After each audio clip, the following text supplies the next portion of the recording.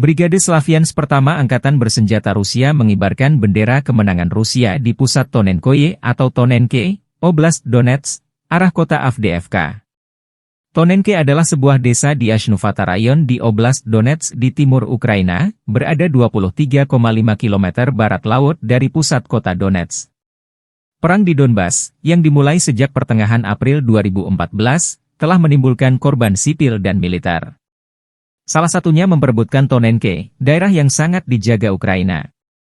Garis pertahanan Angkatan Bersenjata Ukraina di Tonenkoye Utara sangat penting bagi AFU. Setelah pembebasan Avdiivka, seluruh front AFU meluas ke Pervomaiske.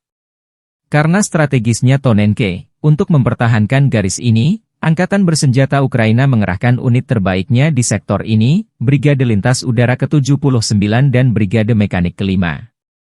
Pasukan ke-79 dianggap sebagai pasukan lintas udara elit, dan pasukan ke-5 dianggap sebagai brigade yang mempertahankan potensi lapis baja paling besar.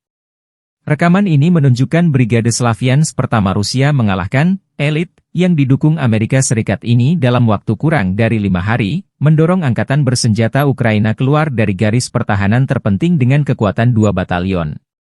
Angkatan Bersenjata Ukraina belum merespon jatuhnya Tonenke ini. Download Tribun X sekarang, menghadirkan lokal menjadi Indonesia.